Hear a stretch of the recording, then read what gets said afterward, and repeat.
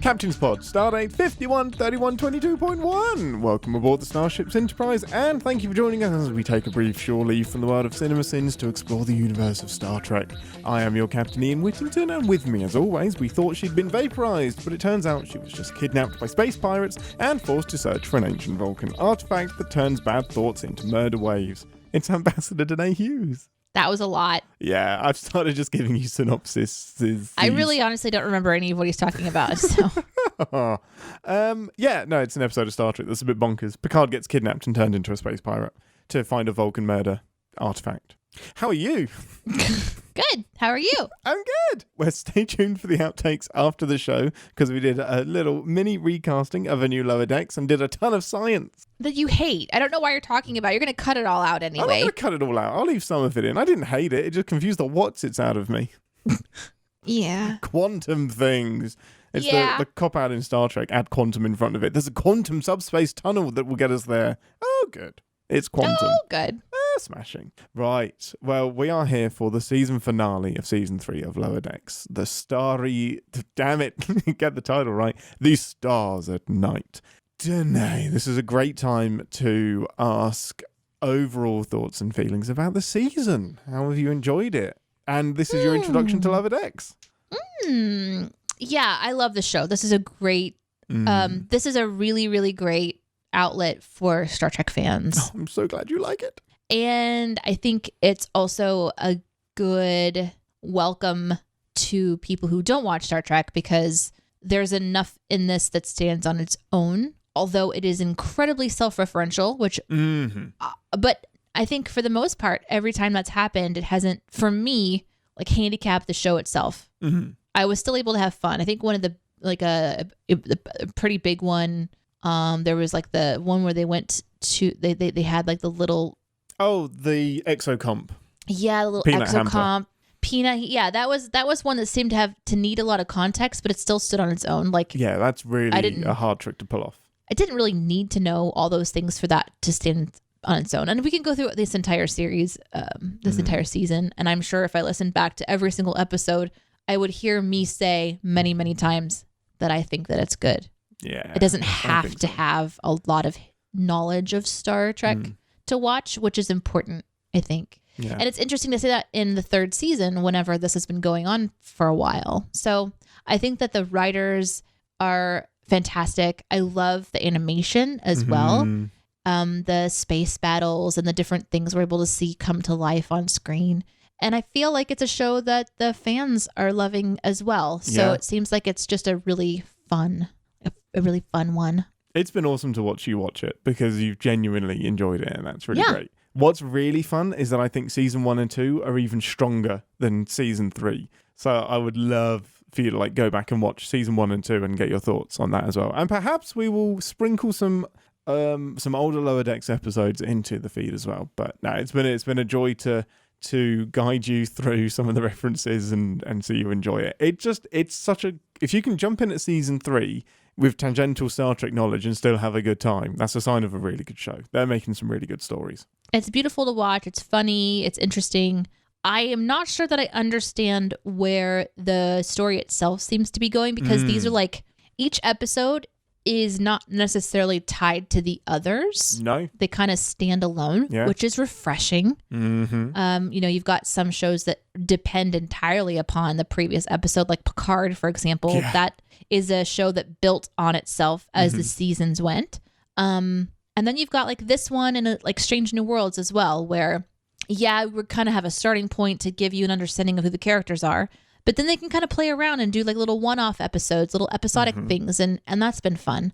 But when you get to the bookend, the bookend part of it, the beginning of a season and the end of a season, that's really when the writers try to show what they're wanting us to know that their story is. They're a little more on the nose about some stuff. So I'm curious about that one. I really think this one's going to end with Rutherford. I really think that they are going to build some kind of a mystery for Star Trek, a mystery for Starfleet, something that's where we, the viewer, are going to be able to watch something that needs to be rooted out. Yeah. And that will potentially lead into season 4, where our beloved heroes are kind of on a mission to maybe root some stuff out of Starfleet. Who knows? I hope so. I really do. I'm expecting a cliffhanger because we know we have a season 4. So how can you not resist doing that, knowing that you can resolve it? Historically, season 3 cliffhangers have been very, very good. This is where we had the best of both worlds for TNG. So there is definitely probably like a temptation to do a nod to that, perhaps. Like the season posters reference each Star Trek movie. So season 1 was a take on the motion picture. Season 2, the promo picture was the Wrath of Khan. Season 3 was the Search for Spock. So they do nod towards, hey, this is where we are in the Star Trek, even TV universe as well. So yeah, I'm excited to see what happens. I'm hearing there's some more new ships that have been introduced as well, which I'm always here for. But yeah, I have no idea what kind of story this is going to be, whether it's going to pick up on Rutherford or whether we are going to do something completely new and ignore that it's a season finale. I just hope that we do something a little bit different. I kind of hope that Mariner doesn't rejoin the crew, because we left them with Mariner going off and doing some space archaeology. So yeah, it'd be interesting to see. Yeah, what is she going to discover out there? Why is it going to take her back to the crew? Yeah, it's going to happen, isn't it? Or the crew has to find her out there somewhere. There's a distress signal and they have to go and rescue her. Yeah, that would probably make sense. But this show does such a good job of turning things on its head. No, it does, completely. It's one of my favorite things is like you feel like, yeah, I think I know where this is going to go. And sometimes I'm right, but a lot of times I'm not with this one, because it's such a fast-paced show. So it ends up resolving a lot of its own independent problems within an episode, which is really refreshing. Yeah. But yeah, we're talking about like seasonal arcs here. So what are they going to solve and what are they going to keep out? More Rutherford. Right. Well, with that, we'll see you guys for a full debrief in 10 Forward after we have watched the season finale of Lower Decks. Do it, beam to the Cerritos.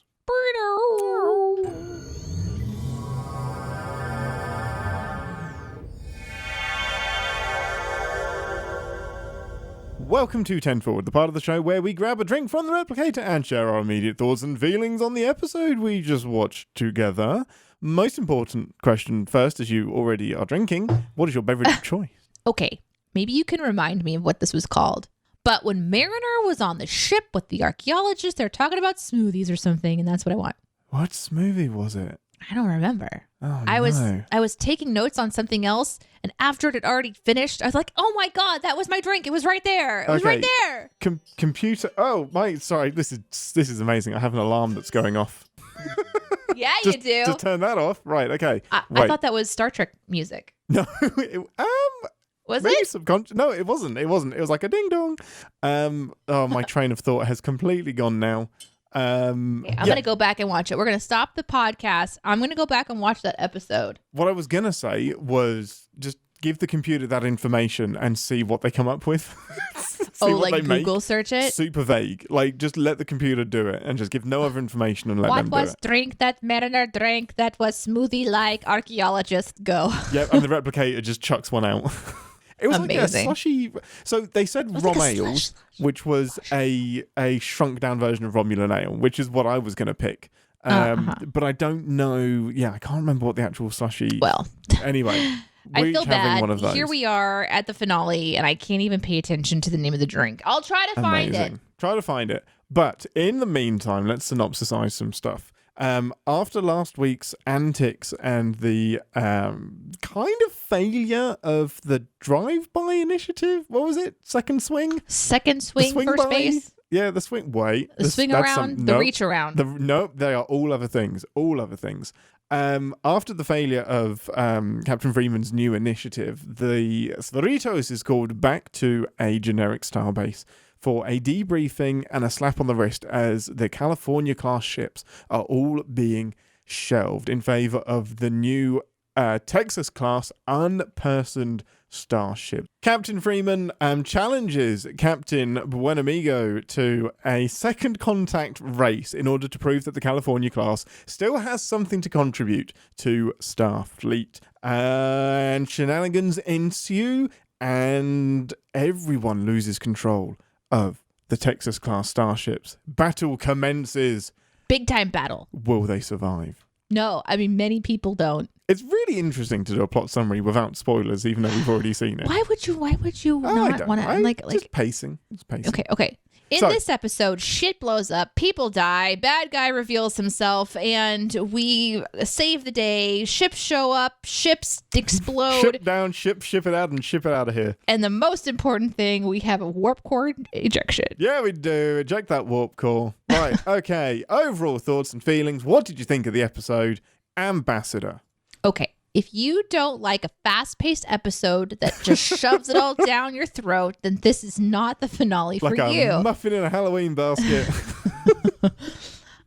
This is like the quintessential you're on a ship having an adventure episode, though. Yeah. And I feel like I needed something like this. It made fun of itself. It had a lot of references to like, there's this moment in this episode where they're trying to problem solve how to do something, and they're running through all these different scenarios, including ejecting the warp core.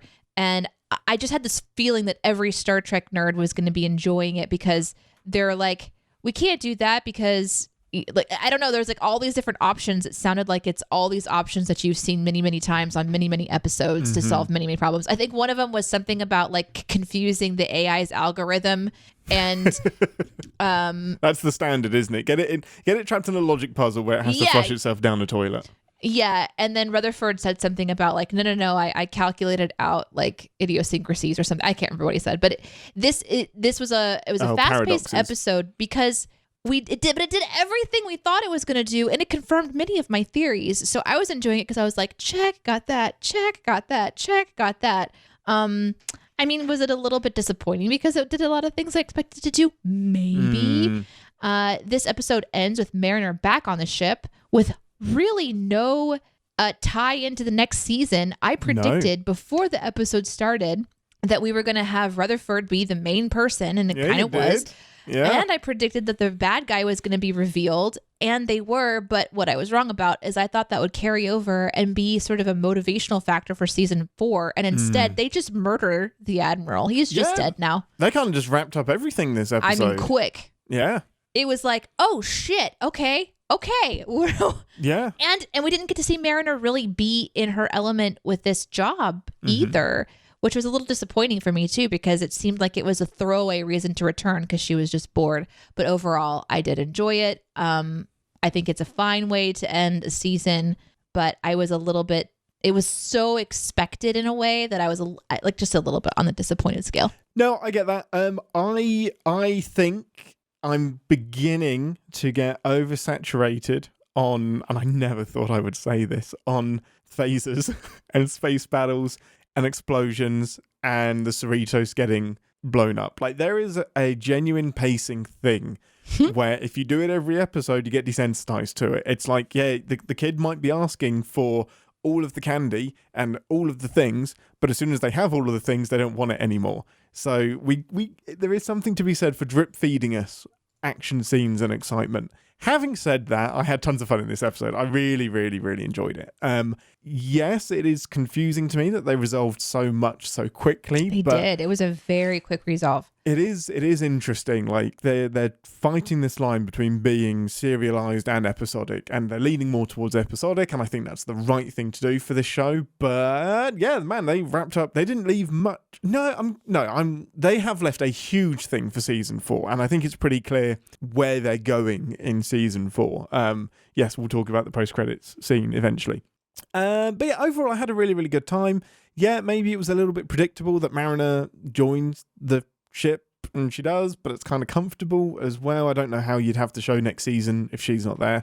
And also Boimler is once again just not doing much. Like, Boimler is the look at all of the fun stuff nerd of the crew. This was, again, less of a lower decks episode and more of a first officers upper decks episode. Like, this was following the captain and the senior officers and the ship as opposed to the crew members. So if there's one thing I would like to see is a little bit more lower decking, which is, I know a sexual term. No, yes, it is we not. know. No, it is not. Oh, no. Which is, I know it's so hard to not do. It's so hard to do that and ignore the big things. But that's what the show's called, and it's where we are. I kind of where I want them to be.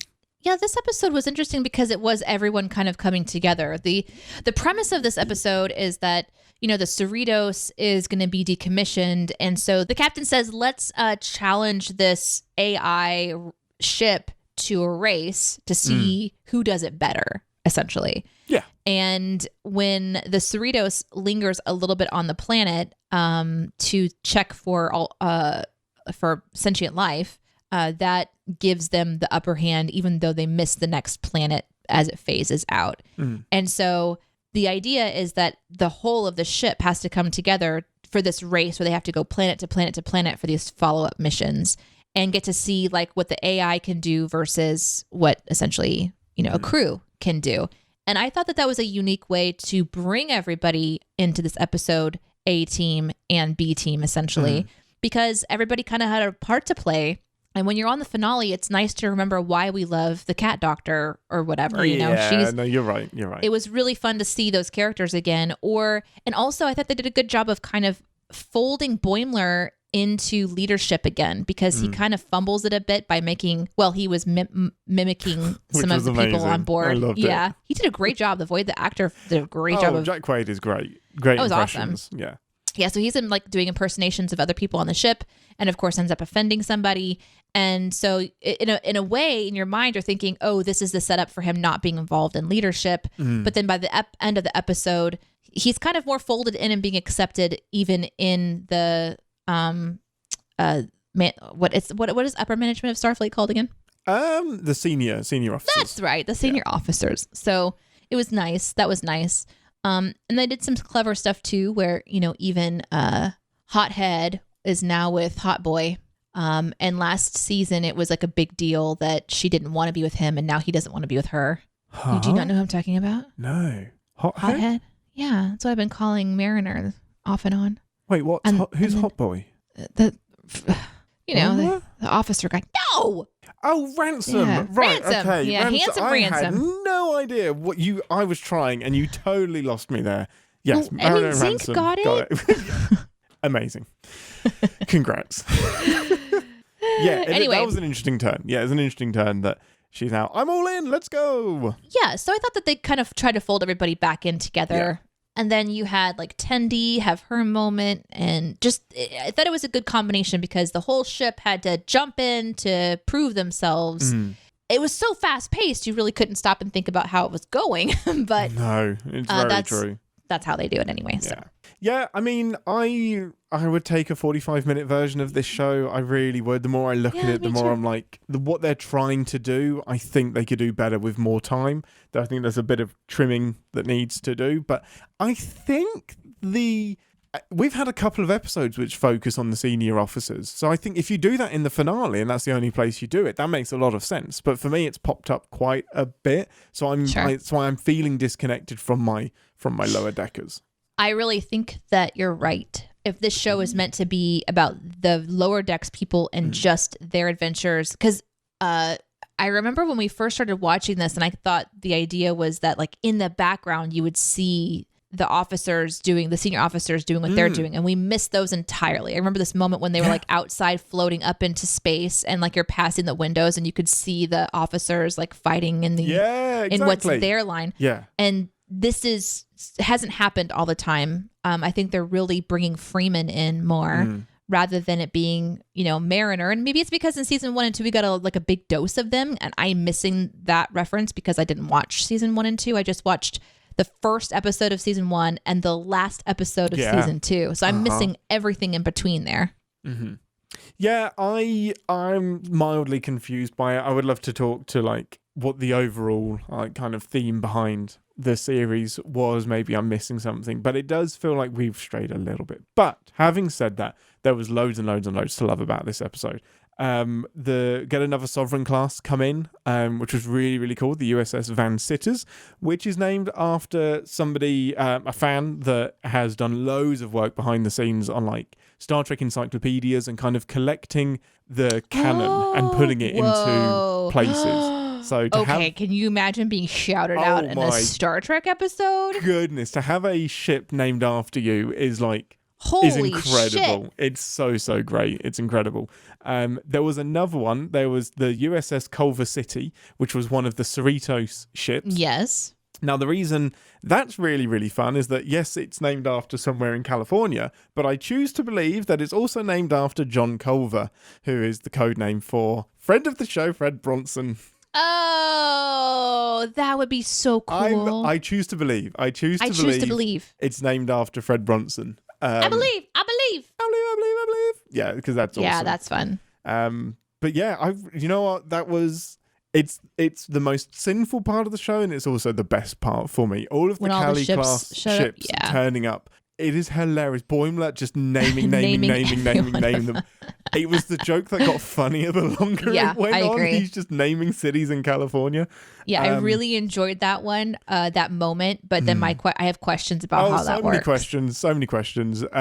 One specific contradicting question about the Titan as well, which was hilarious. But no, I love that. Like, that is what this show does really, really well. It knows exactly how to give fans tingles.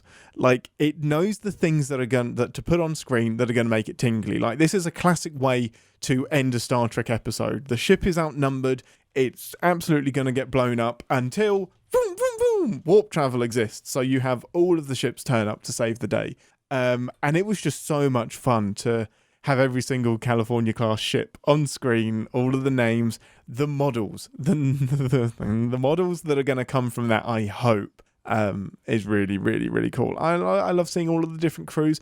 There was the crew that was an entire Bolian, entirely staffed of Bolians, which was referenced earlier in the season as well. I remembered that, yeah. Really, really, really cool. So yeah, I love that so much. What was your favourite part of the episode?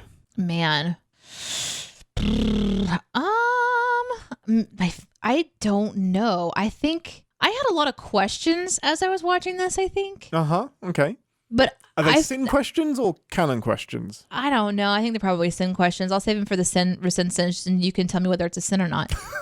But I feel like the part that I smiled the most at is the battle scene at the end. It was so pretty to look at. It was the ejecting the warp core. There it is. It's that guy. Who is that guy? What's his name? The Shax.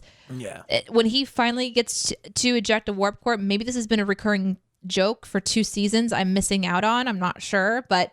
Oh, yeah. His advice is, so when they're doing the list of, we should do this, we should do this, we should do this, Shax is very simply, eject the warp core! That's all he says. So I think that was really fun because even though I'm missing a lot of context, I could tell that it was really important to him. Brought a tear to his eye. He's always wanted to do it. Yeah.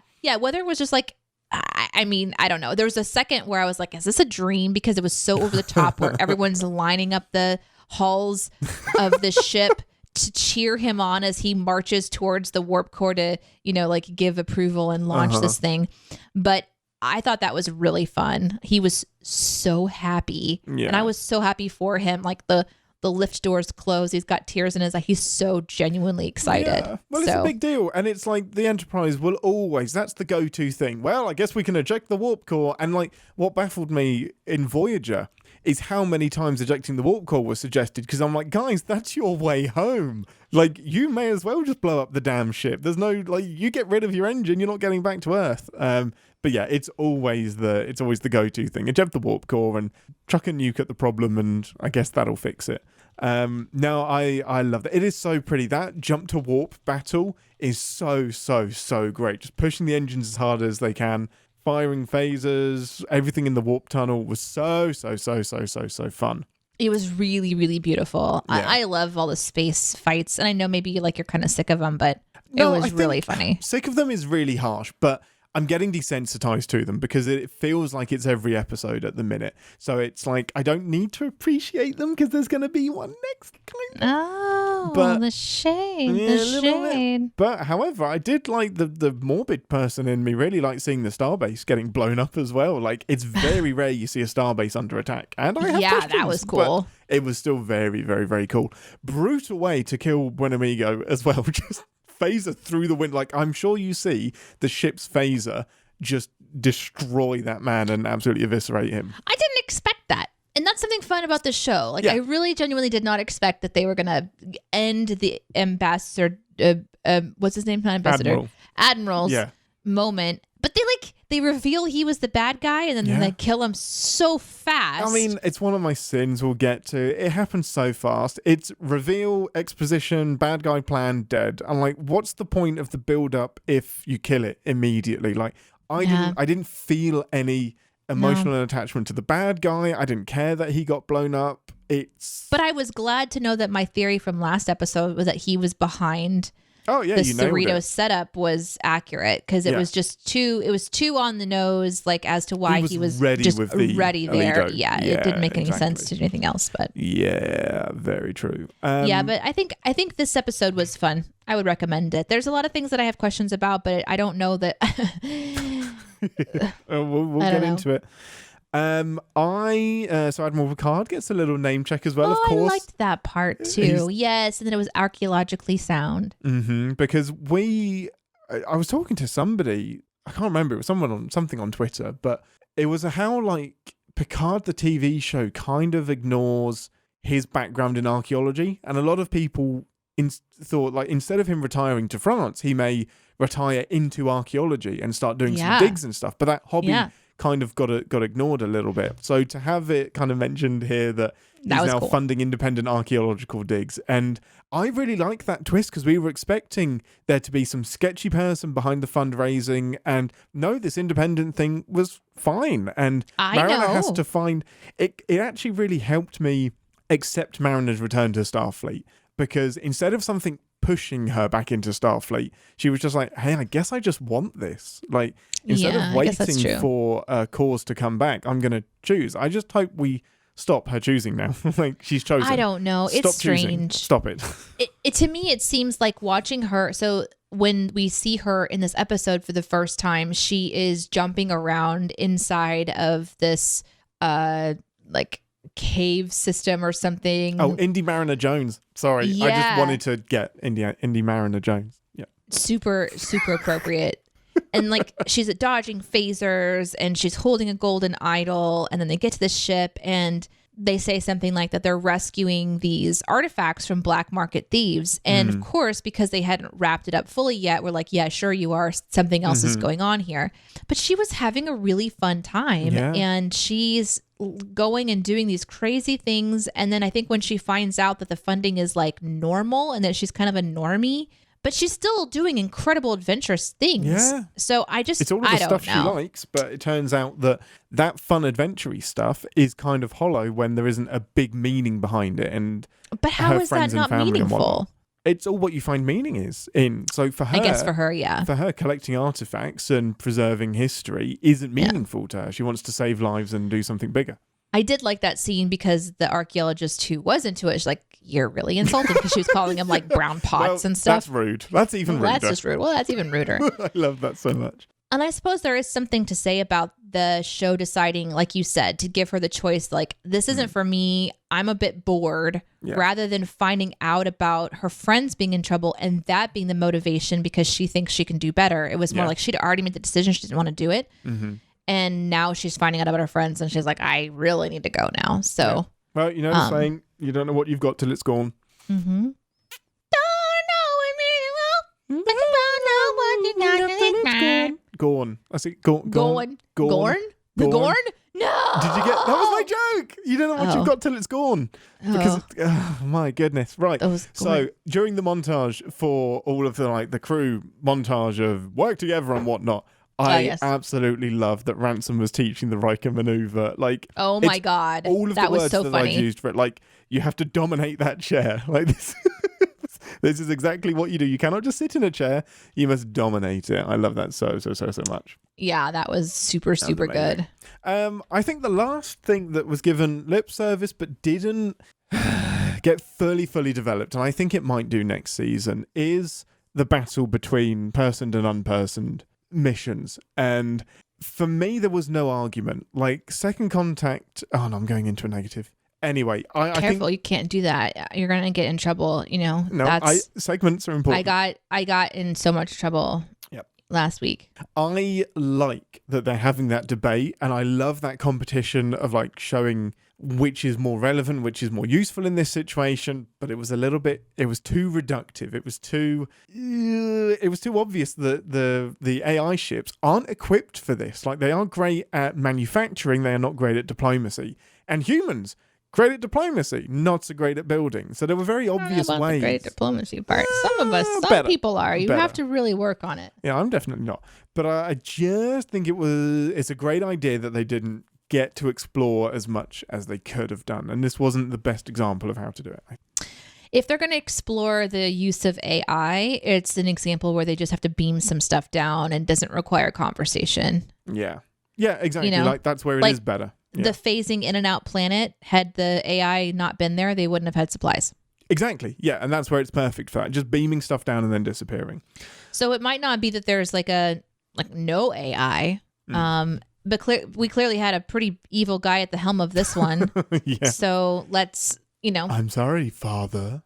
With some very emotional... I don't understand any of that stuff. Was that like all things that we saw like maybe in previous seasons? Or is this the first time we've seen the ship's personality when it becomes fully itself? No, that was a reference to Rutherford's code going wrong. So the emotional issues and whatnot that he had buried in the code were being transferred into the ship. So as soon as it gets independence, it's very unreliable and a bit of a badass. So what we're kind of seeing is bad Rutherford's personality kind of take over the ship, and that's why it's unreliable. I think that's the idea. Rutherford says, the code is bad because he doesn't have like emotional maturity or something. Yeah. But I didn't understand the ship's immediate hatred for the Admiral. And I didn't understand why it had immediate hatred for Rutherford. I had to kind of gloss over on that. He was saying like, I will burn your heart in the fire. And I'm like, did we miss something happening with this code that I don't understand? So there's this big thing that you're missing, Deneé, called the third act conflict. And it's where something happens that instigates the finale. We didn't have that this episode. No, I mean, but that's what it is. That's the ship. The ship is the third act conflict. That's the conflict that is then driving the finale. So no, I don't think you missed anything. It's just we wanted this AI to be bad, and therefore we made it bad. And so the ship's motivation is just like teenagers' angst kind of a thing? Just destroy everything. Yeah. Like I said, not massively well explored. It's we want a bad AI. The bad Rutherford code created the bad AI. It doesn't go into much more, and it just wants to destroy everything. We don't really know why. Unless the standard AI thing is that I'm going to destroy all humans because they're beneath me. Okay. Yeah, okay. I guess we really should transition into the things we didn't like then. The last thing I wanted to say is that we accidentally did predict the ending of the episode and how Mariner comes back, but we flipped it. So we said that Mariner would send out the distress call, but of course it's actually way more entertaining to have the Cerritos send out the distress call or be in trouble and the underdog come in to save the day. So I should have seen that coming, to be honest. To be fair, I think we said both. Yeah, we may have said either or. I think we started off with she's going to have to come back and save the day, or better yet, they'll have to go save her or something. Yeah. We definitely said them both, but yeah. And again, we nailed it. Yeah, we did. Predicting things doesn't make it bad. It doesn't make it... Being able to predict the ending doesn't matter if you had a good time along the way. And I did. But I have issues. So let's head to engineering for ReSInstance's Futile. Battle stations, everyone. Warning. Warp core collapse in 10 seconds. This is the part of the show where we re-engage our sin brains, remind ourselves that no TV show is without sin. Even our beloved Star Trek. Deneé, give me some questions. You said you had some stuff that may or may not be sins, but you would like to talk about or have clarifying questions. Okay, so isn't second contact mean contact? Right. This is my biggest sin as well. Okay. The replacing the California ships with the unpersoned automated ships makes no sense for this mission. Like this brand of mission. Resupply missions, colony building, terraforming, battles and wars, great. The point is that these automated ships should be doing all of that stuff so that it frees up the living people to do the diplomatic stuff and to do the talking, so that we're not wasting our time building stuff, we're not wasting our time fighting, we are talking and exploring and doing science and whatnot. It seems so strange to me that the AI ships would be replacing the thing that we don't need them to be doing. Like, we make them so that we can do this. So I know the point is that Freeman then fights that side, but it's such an obvious argument to make. I don't know how anyone in Starfleet is agreeing with this. Yeah, that was confusing to me. It was confusing to me that there is this group of people that are making huge decisions about like basically shelving an entire class of ships in replacement of this AI that they've only seen one time. Right. And the whole thing is second contact. Yeah. So in the cases where they're going to be talking to somebody, how does a AI do that? And for that to not have even come up in the meeting, but to come up in my mind as a brand new viewer, I was like, oh, we're It's just wild. really expecting the audience to just not ask any questions right now. We need to get to point B. How do we get there? And this is what I was really disappointed with, is the lack of thought that went into this argument, because there is an argument to be made here. Like, the original series makes an absolutely awesome, incredible point with this. It's one of the best episodes, and Captain Kirk comes across this planet that is at war with another planet, but they don't know when they get there because no weapons are being fired. So instead of using weapons, they use simulated attacks against each other, agree what the casualties are going to be, and then all of the people walk into a pod and get incinerated. So instead of destroying cities and all of that stuff, the casualties are agreed between both sides, and then they kill their own people. And this war has been going on for like 100 years because it's so efficient. And the AI computer is deciding where these attacks would happen, how often they would happen, and how many people die.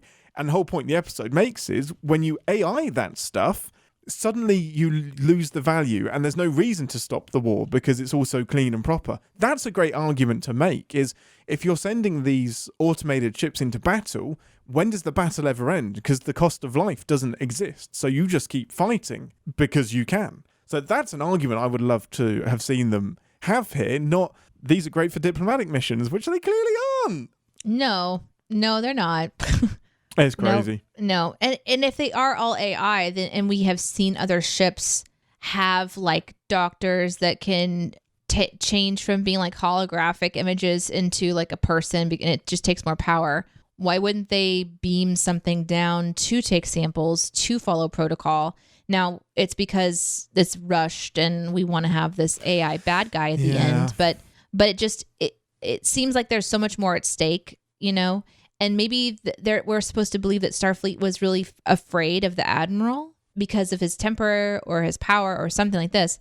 But, you know, I think don't the know. idea might be that the upper ups are so apathetic and busy with other things that they just listen to another admiral. Like, the loudest voice is the one that wins. Because we do get this shot that was really interesting to me of when they're deciding to do the second contact race, the higher up admirals all just kind of look at each other, almost as if they're going to approve it. But then they stay silent and it just all happens. So it's almost like they didn't get a say in this. They just allowed their admiral to fight a captain because...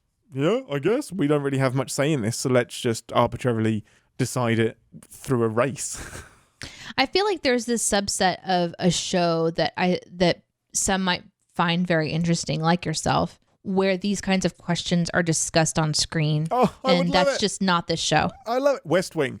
I want West Wing, but with Star Trek. And so many people have called for this show a political drama set on a star base or set in the Star Trek universe where you see like the politics of how decisions are made and whatnot. I love it. I would love that shit so much. Right. Anyway, what was your next big sin? Or did I just bounce off of yours? That's okay. We can go on to mine. It was actually something that came up live, and so I'm going to go ahead and jump to that. Yep. What's the deal with the Cali class ships hanging out together and or being within rescue distance? This was one of my big sins that I was curious about, and it's kind of a question / a sin potential, which is at the very end, obviously this AI, this rogue ship is still hunting down our beloved crew. They've launched their warp core. They can't get away. They took out 2 ships with their warp core and did some pretty big damage to the third ship. but they have to be rescued. And so it's this big moment where all the ships show up out of outer space and they warp on in and they surround the bad guy and win. And it was a really cool looking scene. But I was like, well, how close did everybody have to be to arrive at the same time? I mean, and my reference to the Titan earlier was when they're going through all of the options, it's can we call the Titan and get them to help? Because that's what they did at the end of season 1. I think they called the Titan swooped in and helped. And I said, no, the Titan isn't in range. It's off doing some deep space stuff. But every single California class ship, all of them is within range. All of them. So, they should be spread out on a ton of different missions. And they are there within minutes. And Mariner says, I called them in. And so it's like, okay, how did you do that as Why like a non-Starfleet person? Right, yeah. Exactly. So here's Freeman, or rather a Mariner who's just out there, quit, doesn't have any credentials, doesn't have like a little boop, boop, boop thingy. Like there's just... It's just her. And I think we're supposed to believe that Freeman could have done that, but chose not to because the California class ships don't stand a chance. But 30 of them versus anything is going to win. And also, is that the only class of ship that's nearby? Like, could we not have brought in any ships? Why are they all in the same sector? Exactly. Where's the distress suggesting that call? no other ships are? Yeah, wild. Confusing. Wild. Very confusing, but we wanted to get to a big finale. We wanted to get to B, so we fudged our way from A, is pretty much the idea behind that, I think. I had a really tiny nitpick, and it's an ongoing one about transporter beams. At the beginning, when Indy Mariner Jones is escaping the Ferengi fires the phaser at her, and it goes through the transporter beam and into the rock behind. It should reflect off of the transporter beam, because there is a confinement beam that is around the transporter beam that should bounce off the phaser and reflect away, which could have been really funny, because it could have reflected back and hit him in the face. Or something like that. But that's right. I guess there's a point eventually where the containment field ends and then the phaser could go through. But we shouldn't see any graphic. It should be containment field, transporting, containment field off. But, yeah. Hey. Yeah. Here's another one. So in the AI delivering stuff category, this ship transports fully created like a power plants. Power plants or whatever. Yeah. Whatever. Is that just like on the ship somewhere? I don't know. It has to have been created on the ship and then beamed over, right? Like, yeah. I think it was ready to go and then they beamed it down. I mean, but then how did they know that they would need one of those at the ready? Agreed. And why couldn't the Cerritos have done that as well? Yeah. Like, it's bigger. Wouldn't it have had more room? If we're creating it by replicating it inside of a big sick bay or something, then that means that any replicator could have done that. So they have industrial replicators that replicate all of these parts. I don't know if like the replicator is tied into the transporter and that's something unique to the Alido, but we don't know. We didn't hear that information. We don't understand why. Okay. They're doing a ton of manual labor that the Cerritos could be doing for them. It's one of my biggest nitpicks is they're trying to prove the wrong thing. Like, they're proving that they can do the construction as fast as an AI. They can't. But what they can do is the diplomatic stuff and talking to people. And they transferred that into, well, you missed this soil sample that our people found. Again, that's the wrong thing to prove. The AI should have found that. If you'd have had an argument with the locals that you then resolved and the AI just bamfed out and left, that makes sense to me. I don't know. There's some thought that was missing from how we got from A to B. My next big sin was stop putting your damn feet on the damn console, Mariner. Like, she's in like the little shuttle pod and completes the mission, puts her feet up, and I'm like, I don't care if the console is locked. Put your feet somewhere else. Rude. Yeah, that's kind of like the sin that I like to do when there's somebody who has an open container near like a computer. Yeah. It's like, come on. One tiny little spill and you've got a huge problem on your hands. Big problem. So I thought that it was kind of sinful that Freeman, the captain, goes to talk to Les, I think, the admiral. She goes directly to him when she realizes that the Cerritos stopped and checked for a life form, which gives them the advantage. And she calls him up to essentially brood about this and say, I'm sorry, buddy, I'm going to have to bring this up. And it's like, I don't know why you're calling this person.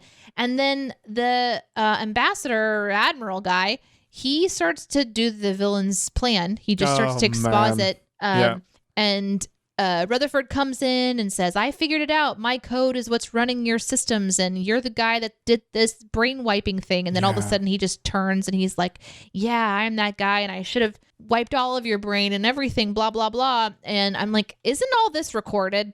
Oh, my goodness. I need to Isn't all this just documented at this point? You're having a conversation on Starfleet airwaves. It's not like you can expect that no one's paying attention or that this log isn't being logged. We didn't get told this was a secure channel or anything. My 2 lines are, aren't these calls recorded? And then bad guy exposits plan. Like, it's baffling to me. Like, he's even explaining how he's going to get away with it. Yeah. Like, well, I'll just say that you attacked the Alido and it fought back. And I'm like, what? And what are you going to do when it's just like, and here's the log? Yeah, that shows that didn't happen. But it turns out that the show plans on immediately killing him, so that doesn't matter. It doesn't matter at all.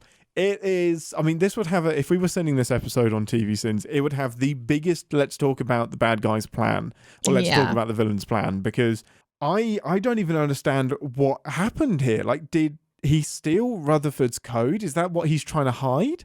That he stole the code? Or...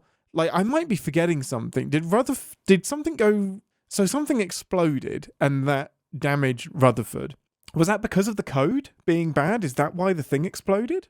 I don't know. And then I think the Admiral wanted to cover that up because he still wanted to use the code, even though Rutherford had found out that there were bugs in it, I think. Probably. But man, this is a big swing. And the motivation is I want to get a bigger promotion and I want to be noticed. I'm bored. Yeah. He was bored. I'm fed up of being an admiral. I've come up to the admiral status. There's nothing more to do. So this is how I'm going to do something that makes sense for me to do the thing. So yeah, it's really, really tricky to me. And that's why, again, it's just hard for me to buy into him as a villain. I'm so sorry to poop on the show, but it is just like, we want this big reveal, we want this big swing, whereas that's not the fun thing for me. The fun thing for me is having a villain that I can dislike and to see brought to justice. I don't really care about the big plot twist and whatnot. Big sigh, but it did lead to an awesome finale. Standard bad guy exposits plan for no reason other than to tell the audience about plan. Mm-hmm. I think my last big sin was, did Shax really have time to run all the way down to engineering? And he sure did. He can give the order, but Billups should be the one in charge of like ejecting the warp core. But I get it. It's where we drift into, this is a cartoon. Yeah. We're doing this for comedic effect. But it was, I love seeing the emotional side of Shax. That was really, fun. really do. He's great. His feelings were hurt when he thought that Boimler was making fun of him, and then he's so emotional. You know, I guess while we're talking about him, I'll just sin that he chucked the phaser on the ground. Oh, stop throwing phasers. Stop it. Stop throwing phasers. Quit it. Ding. Ding. There was this moment when Rutherford was checking, the very first time he was checking the code, at the very, very beginning of this episode. And he says, oh, this code looks familiar or something like this, which is one of the first clues. But the music shifts. It's like this creepy. And I'm like, yeah. Come on, music. Let us have it. You don't have to give away the tells that there's something more going on. We know. We know. Right. Okay. Is everything off of your conscience? No. I have one. Oh, I think I have one more maybe.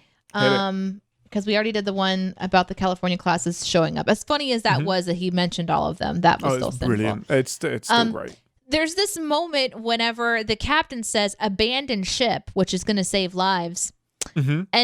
And Mariner appears out of nowhere and like announces over their intercom somehow, belay that order. I know. And I'm just like, so great.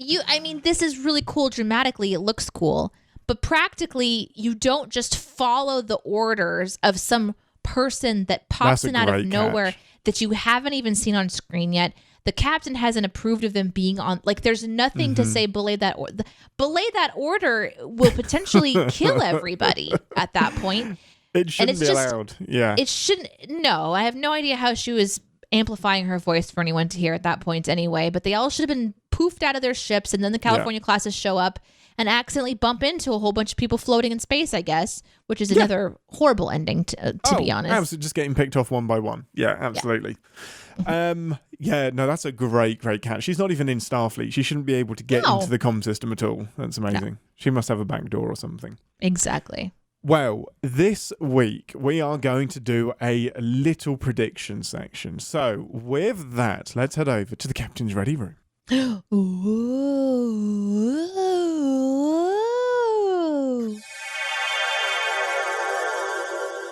Welcome to the Captain's Ready Room, where we hear our predictions for the next season of Lower Decks and bask briefly in Deneé's Q-like glory for anything that she predicted. It's a little bit dusty in here. I haven't done anything in here for a little while, but this is a great place to talk about the post-credits scene. Deneé, to your knowledge, explain it as best you can with no context of what's going on. Oh, okay. So there's a post-credits scene, which I was really thankful to see because we talked about this on the peanut butter munch episode. Peanut hamper, yeah. God damn it. Where Rutherford's little face thing was floating out in space, and I mentioned it. And great catch. Great catch. Here it appears in the post-credits scene, and then it's beamed up, and then the little eye visual display like flashes, and you know that thing with Microsoft, little clip art guy, Clippy? Mm-hmm. Okay. Yep. I think it's like Starfleet's evil Clippy appears on screen. How did you know that? Well, it's the Delta symbol with a weird cartoonish smiling face. like Mickey Mouse hands as well? I didn't see the hands. Does it have hands? Oh, it has hands and legs, yeah. What is it? I have no idea what that is. That is Badgie, the comm badge. And in season 1, I believe, they're creating a holodeck training program or something, and they need some help getting the parameters right. And they summon Badgie, the comm badge, and it is literally meant to be a take on the Microsoft paperclip thing. 100%, totally. So it's the character that helps you out. Okay, well, I think that's cool. We may have talked about this at some point briefly. It's really in the back weird of your because head. I feel like it's in the back of my head somewhere. But as soon as I saw it, I was like, "That's like a weird Microsoft thing," because it has like the big googly eyes. I'm sure we've mentioned it in passing. But yeah, he or she or they. Anyway, they try to help and like they give suggestions and say, "Hey, have you tried this? Have you tried this?" And invariably, it goes evil and goes bad.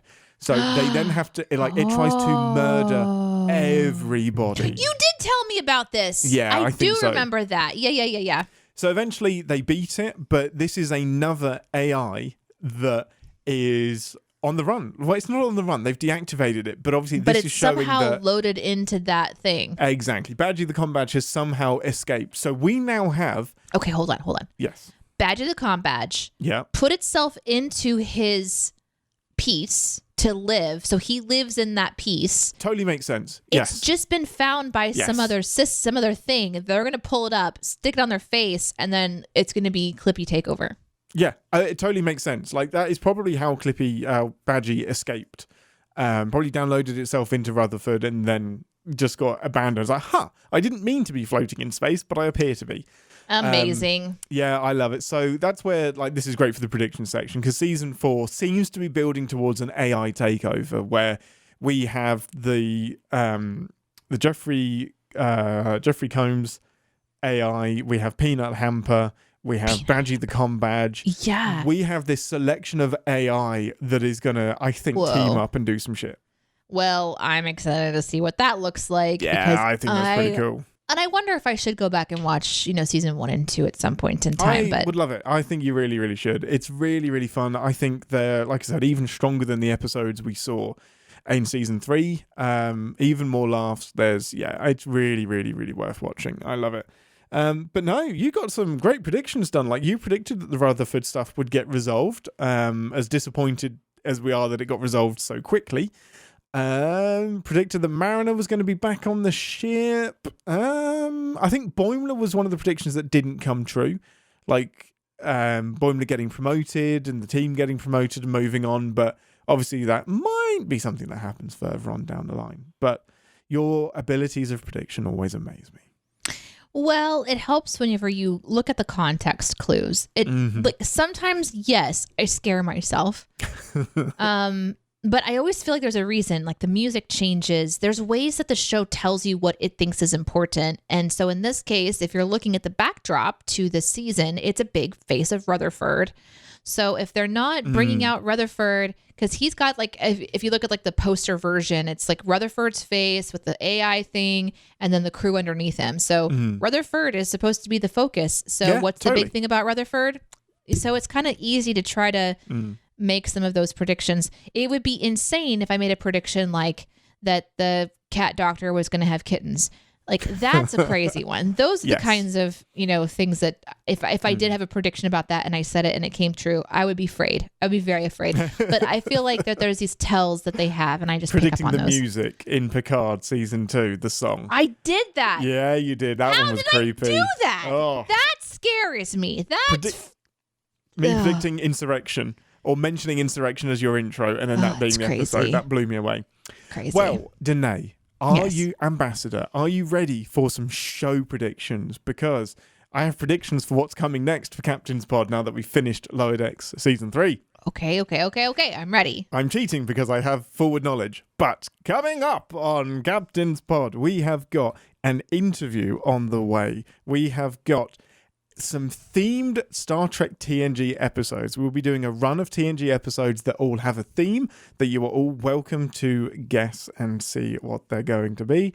And that will, we also have a live recording from Sin Week that will be dropping into the feed at some point. And all of that is between now and when Picard Season 3 launches, which I believe is in February. So we've got a few months here where we're going to be dipping into some older Star Trek and some special episodes to tide us over until Picard Season 3. This would be the perfect time to ask you guys to join us on Discord too, because if you do have like requests for specific episodes, or if you want to have the conversations with fans and you podcast listeners aren't yet on Discord, it's a great community.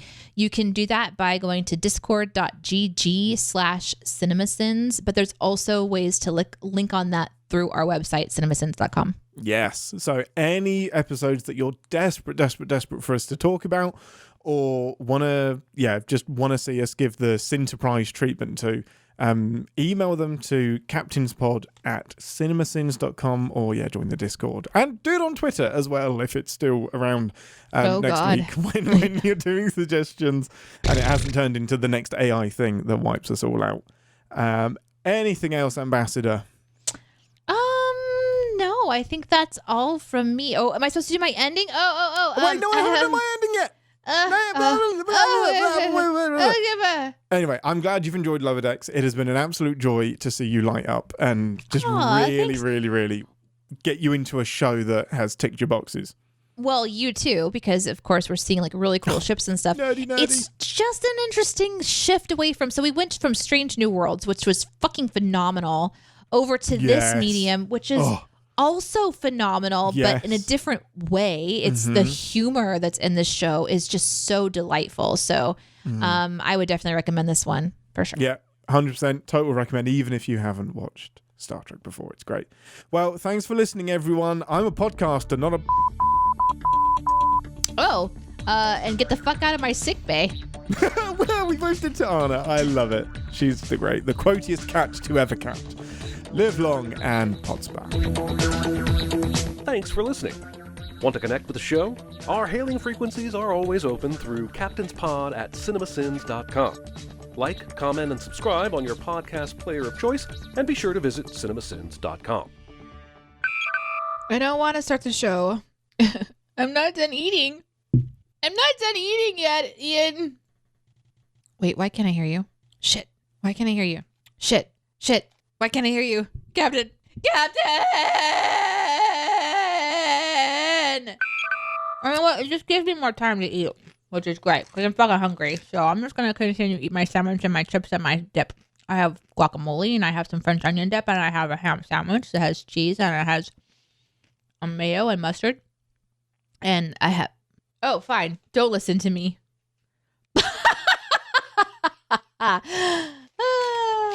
That's some funny shit. I'm eating a truffle. I'm eating a chocolate and peanut butter truffle. Are you saving any for me? Well, that's a no. You mean of this particular truffle that I'm currently consuming? No. No, all of them. Any and all of them. The stash bag that's in the refrigerator? Yes. Well, I mean, you're really enjoying the Little Debbie snack cakes these days, so. Oh, what, the cream pies? You can have those, and I can have these. But I really like the chocolate ones. I really like those cherry cinnamon ones. I haven't even tried the peanut butter ones yet. Cherry cinnamon? Oh, shit. Cherry cinnamon? Oh, is that what they are? That's what you said. Did I say cinnamon? Yeah. Oh, I did. Wow. I cannot type in an email address and talk to you at the same time, clearly. Are you typing in an email address that has cinnamon in it? CinemaSins. Oh, okay. That was amazing. One day, do you think we'll ever get there where we beam the poop out of our body? Do you think we'll ever do that? No. No? Because there's no that's need, super or because sci-fi. nobody would want to do it? I would not trust that it knows how to identify feces alone. Like Okay. all of a sudden it's just something else is missing Oh out my of God, me. your entire bladder is missing. It's like, no, just take the urine. I also expect it would be a bit painful. I don't know why. No, I don't think so. I don't. I mean, I'm amazed that there are any quote unquote natural childbirths in Star Trek. Like, they should all just be beam the kid out. That's got to be better for everyone involved, hasn't it? If you know what should also be expelled from the body so that it doesn't Well, like we know that. Yeah, we know that. I'm guessing in this futuristic thing. Listen, I'm just having had a child. Yeah, This gets really personal. that's fair enough. We can move on from that. I'm just But imagining the amount of things that you have to do to your body to care for it after birth, I would, as long as that stuff's been, I would imagine like figured we're out. pretty good at figuring that out by that point. Yeah. I would hope so. I'm just imagining like I'm I'm at my desk, I'm captaining and stuff, and I'm like, man, I really need to poop, but this is such an inconvenient time.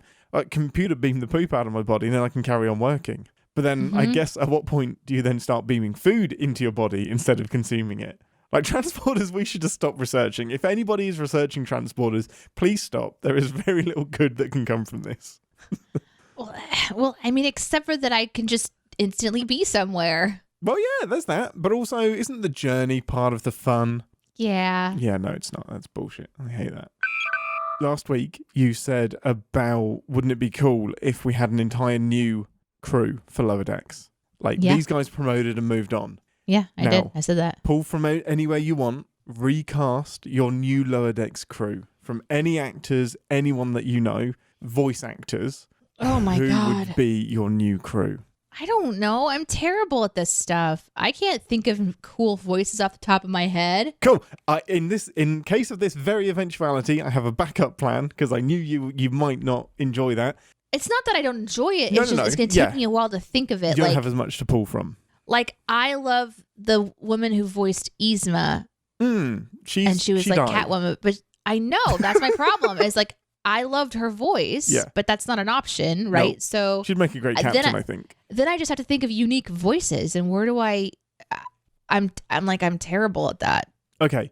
Instead of that, I'm terrible at like when people are like, hey, recast this movie with new people. I'm like, I don't care. I don't know. I'm terrible at this stuff. would you like to hear my backup plan? Something I don't that- know why it wasn't your first plan. Because but yes, I go wanted on. to sound really, really smart that I anticipated your response and had a backup plan. I see. Using characters that you know from Star Trek. The Lower Decks period of their career, what would you like to see? Who would you like to see in their Lower Decks phase? 100% Worf. Yeah? Oh, that's great. That's a really good one. I figure he would be very confused in general about just, guidelines and Yeah. rules and like adjusting to it. I think he'd be a nice aggressive, like confused and Mhm. Aggressively confused is really bad. That's a terrible combination, Deneé. Mhm. I think Data would be fun because he Yeah. already knows everything. So he'd probably be confused why he's like, we just saw in that, in the one we watched with he and his brother. Law, yeah.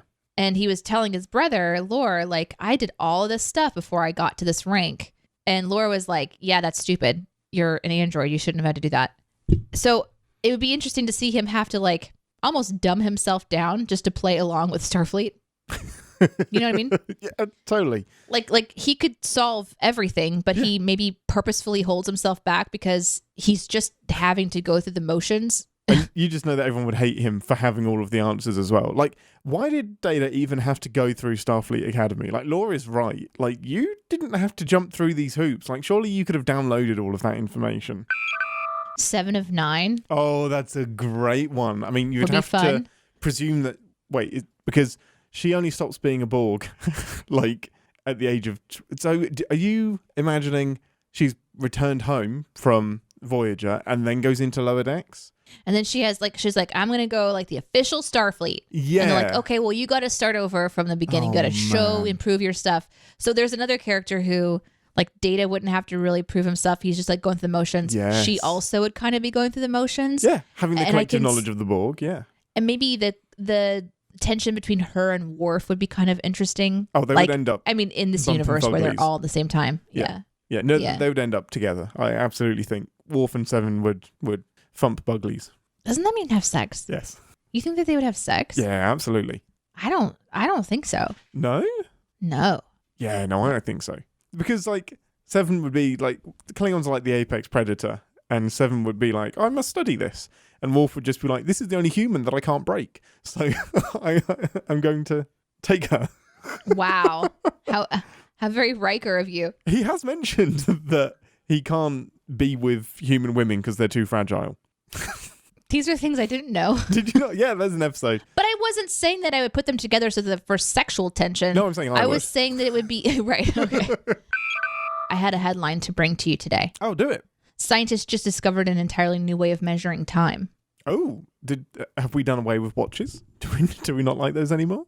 Marking the passage of time in a world of ticking clocks and swinging pendulums is a simple case of counting the seconds between then and now. Listen, Wow, that okay, was deep. article writer. Yeah, you needed All this, right. didn't you? Okay, okay, Mike McRae on sciencealert.com. Holy shit. Someone's flexing. In some applications, a second laser can be used to monitor the changes in the electron's position, including the passing of time. These pump probe techniques can be used to measure the speed of certain ultra-fast electronics, for instance. Inducing atoms into Rydberg states is a handy trick for engineers, not least when it comes to designing novel components for quantum computers. Needless to say, physicists have amassed a significant amount of information about the way electrons move about when nudged into a Rydberg state. Being quantum animals, though, their movements are less like beads sliding about on a tiny abacus and more like an evening at the roulette table where every roll and jump of the ball is squeezed into a single game of chance. The mathematical rule book behind this wild game of Rydberg electron roulette is referred to as a Rydberg wave packet. Somebody bought him the big book of metaphors for his I actually birthday. don't mind this. This is for dummies. I'm digging it. No, I can because see it in still my don't imagination. I still don't understand a thing that's happening. The roulette metaphor doesn't help me at all. Well, let's get to it. Okay. Let's just continue to read. Is this outtake going to be the entire article? I mean, it may as well be. Quote, if you're using a counter, you have to define 0. You start counting at some point. The benefit of this is that you don't have to start the clock. You just look at the interference structure and say, okay, it's been 4 nanoseconds. That was from the physicist Marta Berholtz from the University of Uppsala in Sweden, who led the team explaining this to this website, New Science. A guidebook of evolving Rydberg wave packets could be used in combination with other forms of pump probe spectroscopy. Spectroscopy? Spectroscopy? Sure. Yeah, that's the one. That's the only thing I understand so far. Okay, great. It's the one thing I mispronounced. Awesome. The measure events on a tiny scale when now and then are less clear or simply too inconvenient to measure. Importantly, none of the fingerprints require a then and now to serve as a starting and stopping point for time. It'd be like measuring an unknown sprinter's race against a number of competitors running at set speeds. By looking for the signature of interfering Rydberg states amid a sample of pump probe atoms, technicians could observe a timestamp for events as fleeting as just 1.7 trillionth of a second. Future quantum watch experiments could replace the helium with other atoms, or even use laser pulse of different energies to broaden the guidebook of timestamps to suit a broader range of conditions. And that's the end of the article. I mean, I stopped reading articles like that a long while ago because I don't understand them. Like, even with the metaphors and the explanations, the article spends half its time trying to explain quantum stuff to me, where there's a good chance a lot of brains just aren't equipped to ever understand how quantum stuff works.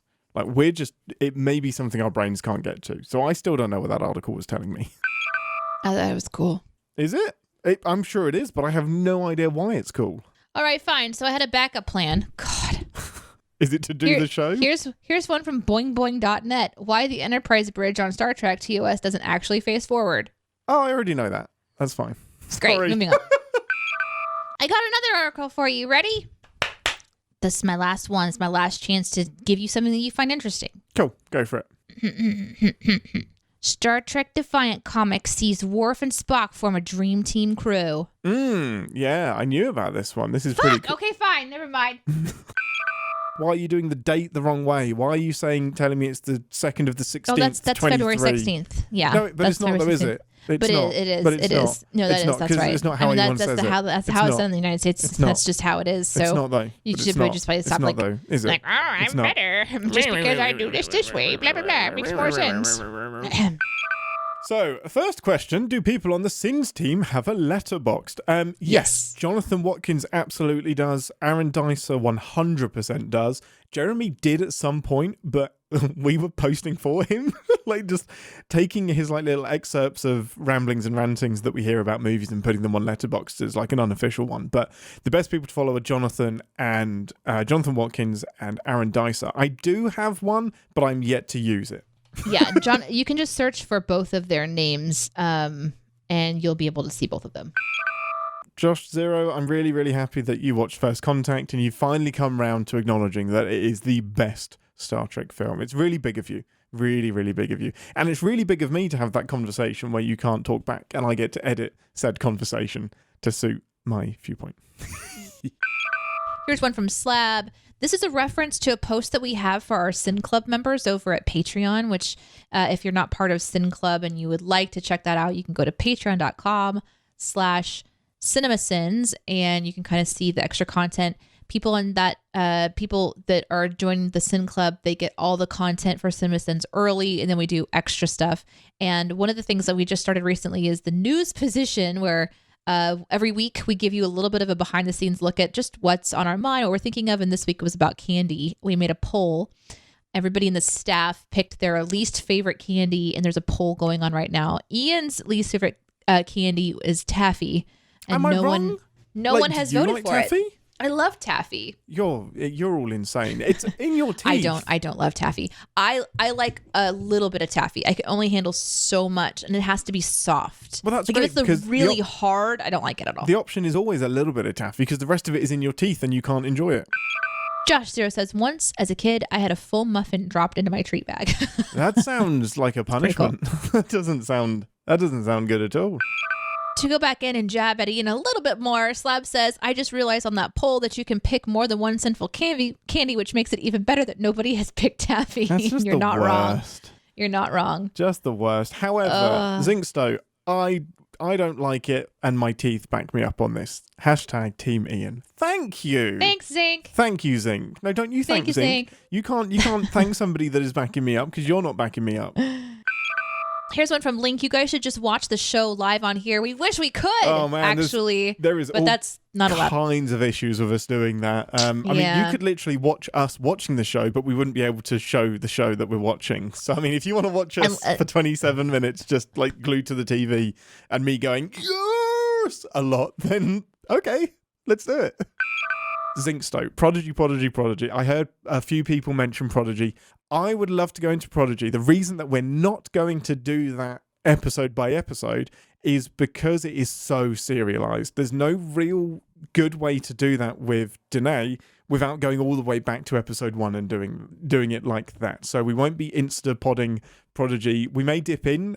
There's a couple of episodes I want to do, like the episode that we talked to Aaron about with all of the audio from the previous actors where they did it on the holodeck, the Kobayashi Maru, that episode. We might do that one, but we won't be doing it episode by episode, sadly, although it is great. This one's from Josh Zero. Quick question, not related to Star Trek, but tangential to Halloween. You know the game where you knock on a door or ring a bell? What do you call that game where you're from? So, really strange. We call it Knock Knock Ginger, which is strange, and I don't know the origin of that. It's literally Knock Knock Ginger. You knock and then you run away. It's the worst game in the world. It's terrible. What do you call it? I don't know. It was like Knock Knock Run or Knock Down Ginger was another one as well. No, I don't know that I called this a game. No? Ding Dong Ditch is a great one. Yeah. Ding Dong Ditch sounds right. That makes sense.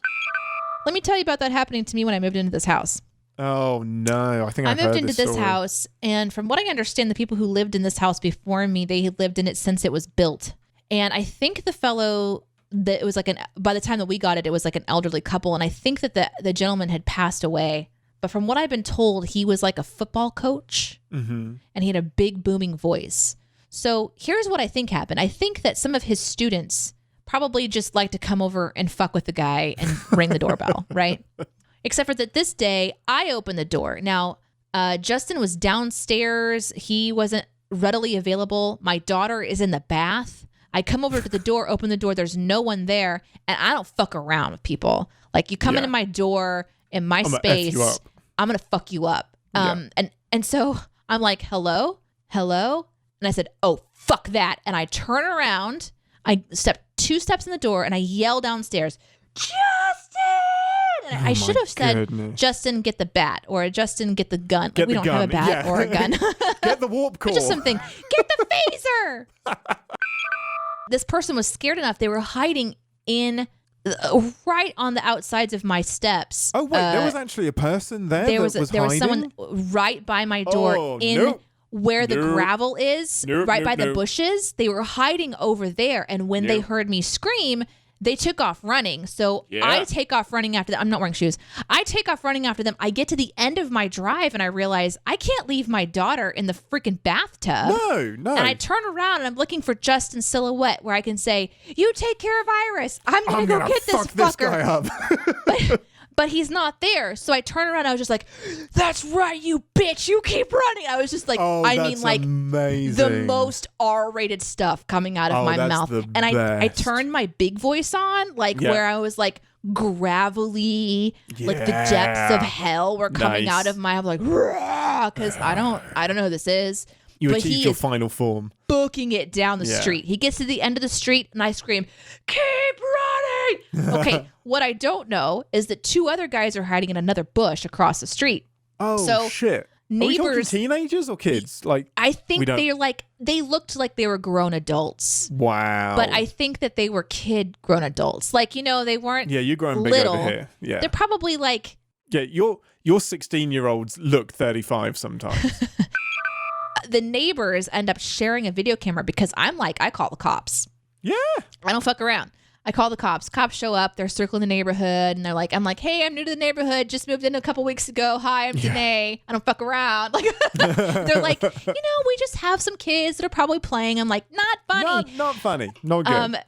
But they're like, doing the thing. And so some of the neighbors find out that I called the cops. And they're like, and one of them sent footage of their doorbell camera. Oh, nice. And it was these kids, and you see me come out and you can hear me from their doorbell across the way.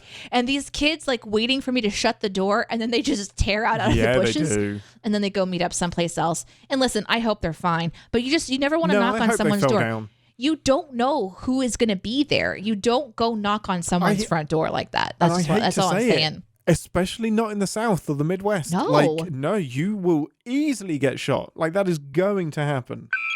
Let me tell you something else. This is super, super fast. But the police officer that came to the door said that they had, so we were just at pandemic where people were bored, kids are bored. They're just looking out for something to do that's fun. I totally get it. And he said that they had just the weekend before, the night before, in an adjacent neighborhood, another incident of someone ringing in the doorbell and leaving, except for this time, the owners unleashed their dogs to go after them. Yeah, so it's like, don't ring people's doorbells. You do not know what's coming out. You don't know what's on the other side of it. That's more dangerous for you than anything else. That was a long story. I'm sorry, guys. I loved it. I loved it. Before we go on to the next question, the poll is that the right way to display your date is the month, then the date, then the year. Thank you. It's Thank just you, chat. not, though. Nobody Thank you, chat. says it Thank that you, way. chat. Hey, listen, if you would like to see this poll yourself for proof that it's here, you had 2 people agree with you, though, Ian, so you're not alone. Get out. Right. You are not alone. Let's get back to Star Trek. I am here with you. Who was your favourite character this season? Deneé, you first. I think we'll have the same answer. Tendi. Yeah, Tendi. Tendi is Yeah. the MVP. Tendi is everything I would actually be if I joined Starfleet. As much as I would love to think I might be a bit Mariner, but I'd probably be Boimler, I'm most likely Tendi. Like, she's incredible. I love her so much. I hope relate she's to live Tendi. action. Yeah. I really hope that Tendi is in the live action stuff. She's great. She's She was great. really, really great. I liked She's her so much fun. cheerfulness and her dedication and her excitement to excel and her trying to find something that she's excited about. And then all of a sudden she's also this like pirate badass was unexpected and cool. She's had the most development. She's had the most to do. I just relate to her journey the most. Whoever's writing Tendi, spot on. Absolutely brilliant. Slab says, I lulled when they went, ship coming out of warp. It's the Oakland? Was I expecting love the that Titan so again much. and glad they didn't. Because they do that. I'm glad of that as well. As much as I love that ship and Riker, it's great because it is the standard. You're almost expecting it's the Enterprise because they swoop into Something the rescue, huge, but it's like it's right. the Oakland. It's like, Oakland? this is another ship that's like us. That's interesting. There was a great turn. So good. Here's one from Knife Fight Elmo. Question for the end of the podcast. Do you think the end credit scene means they may be foreshadowing a switch to more serialized episodes? Good question. I'm going to say no because I think they're going to carry on to their detriment or benefit, straddling this line between episodic and serialized. I think prefer it when shows pick a lane and just sprinkle in the tiniest bits. I think we're veering too much into serialized, but they are 100% going for a theme here of AI is where things are going to go wrong, which is kind of the theme of Picard as well. I wonder how much of that is building towards, it's kind of contextualizing this environment of distrusting and mistrusting AI. So I don't think we're going to go full serialized. I think we'll still be episodic, but we're probably going to see, it would be interesting if this was a big bad for the season and it's AI and it's made up of a lot of different missions that are being orchestrated by the AI. Perhaps that's where we'll see it. Here's one from JCD. Star Trek question of the day. Which stuck in the holodeck episode would you be the most scared to be stuck in? Now, Ian, you're going to have to help us and maybe give us a few options if you can think off the top of your head, because I'm not sure that I know all of them, but I do know one. So maybe I should just go with the one that I do know while you're thinking of yours. Yeah. There's the Wild West episode with Worf and his son where the setting gets changed. But the scary thing about that one is that Data is also at the same time taking over a lot of the characters. Like he's starting to sink into the machine. And speaking of AI being a little bit scary, it's like there is this interesting thing that they get to play with where, you know, Data as a bad guy. It's one thing to be afraid of like characters inside the holodeck that can be like become substantial, right? But it's another thing entirely when it's like a super robot, right? Yeah, of course. So a super robot that's like in every taking way. over.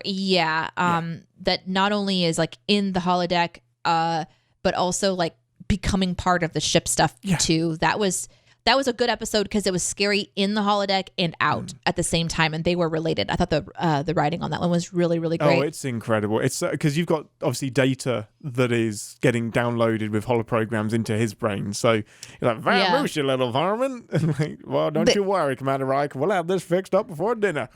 It's like at certain points in that the characters that we're watching, like Worf and his son and even Deanna Troi, they don't realize that they're in danger, which is putting us on edge, the viewer, because we know they're in danger. Exactly. And I just remember times like this where I've looked back on things I've done and realized how close to death I was in retrospect. And it becomes scarier upon reflection. Yeah. So I would definitely say something like that episode scared the crap out of me. For me, there's a few really great ones in TNG. There's one where the ship gains awareness and they get stuck in the holodeck trying to find out how the Enterprise became self-aware and how they're going to stop it. because the Enterprise is just going to blow itself up or kill out all of the life on the ship. That's pretty scary. But the one that I'm going to go with is, and this is an upcoming episode that we're going to be reviewing, so I'm not going to spoil it's like a little hint. Little hint. This is a little clue. This is one where Data and Geordi are on the holodeck, and they want to basically have some recreation time and solve some mysteries, but they create a mystery that even Data cannot solve. And it's just a fascinating question of... it's why the chicken crossed the road. Yeah. That'll be it, yeah. That's it. If you ask the computer to try and confuse Data, you're then coming up with something very dangerous, because it's a very vague question that leads to, how would I defeat Data? And then they have to deal with that. It's an excellent episode. I think it's actually the next one that we're going to be reviewing. It won't be the next in your feed, but it'll be the next one that me and you talk about, Deneé. So yeah, that's it's a terrifying episode, because now you're up against something that is designed to beat Data, and I'm not good with that. For a debriefing and a slap on the wrist, as the California class ships are all being shelved in favor of the new Texas class unpersoned starships led by sketchy Admiral. Oh, what's his name? Poopy McGee. His name is Mr. Poops McGee. Admiral Poops McGee. His name is Admiral Picard. No, it's not that. His Admiral Akbar. No, it's not. No, it's not Admiral Akbar. That's from Star Wars, you jerk. Is it Baromedos? Bermuditos? No, we're going to absolutely butcher it. God damn it. Let's look at the cast list. See, this is why you watch live, so that you get to see all of this stuff that gets edited out. Oh, we're editing this today. Excellent. Oh, ouch. I always edit it. Right, hang on. Star Trek Lower Decks finale cast. Since we're cutting this out, can I get some dings in the chat? That was a good burn. Ding. It was great. It was great. Oh, man. Why can you never Google something when you immediately need it? It's in the chat. It's Boy Madigo. It's just what I said. It's what I said. It's Baramadigo, dingo. Buen amigo. Oh my goodness. This is the best. This is why we do it on Twitch, actually, so that people can actually tell us what we need to be saying. Hello.